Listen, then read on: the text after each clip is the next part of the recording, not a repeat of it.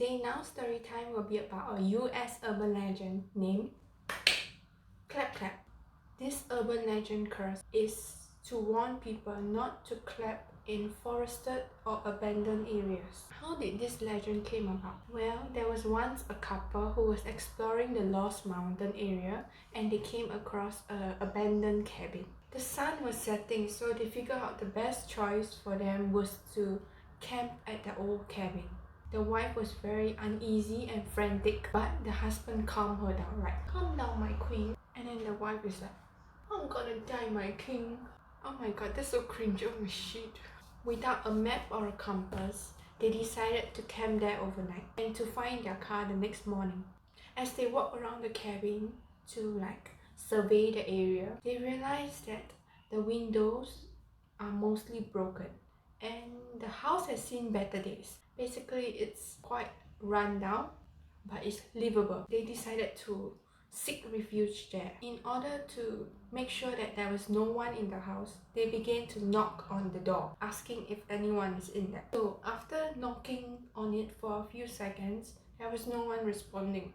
So they decided to open and just go in, trespassing. Upon opening the door, they saw the sight of a horror movie.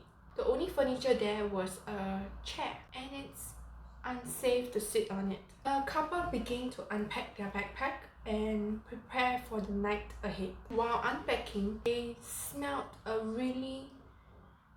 You can tell that kind of death smell, like when you go to somewhere that's dangerous and you can smell death, that kind of feeling. They just brush it off and continue unpacking.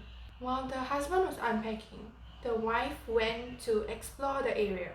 Explore the house, not the area. As she was walking around, she realized that the wall was graffitied with death, death, death in red. The wife ran back to her husband to tell him the news. The husband, in order to calm his wife down, decided to go to that graffiti wall to prove to the wife that it was all good and safe. However, upon reaching the wall, he touched the paint and the paint was still wet. It means that someone recently painted it on. He was horrified, but he did not show his panic because his wife is already panicking. So he just kept calm and said nothing was wrong and went back to preparing for the night. So basically right now, the wife is scared and she's screaming, and the husband is scared but he's calm, and both of them have nowhere else to go, so they just endure because they know that if they were to stay outside, there will be a lot of wild animals and unknown circumstances. So it is better and safer to stay in the house, even though it was scary. There was a second floor and they began to explore it, hoping to find anything that they could use. They came across a mattress. It was so worn out that there was insect eating the mattress, so they decided not to use it and they would just hug each other to sleep to keep warm. It was proven to be very uncomfortable on the wooden hard floor, so they went to get a blanket and cover the bed so they can lie on it, and then they hug each other to sleep. At the stroke of midnight, the couple began to hear some rustling sound like this. It sounded like someone was moving about outside the house. The wife was panicking again and she was like, baby, go and see what's outside. The husband was like, yeah, I'm the man, I'm going out to check it. So he went out, but he didn't open the door. He was scared, so he just stood there and listened for the sound again, but he couldn't hear anything. He began to walk back to the bed. Upon walking back to the bed, he saw a window, a broken down window with no glass. He began to stick his head out and ask, who's there?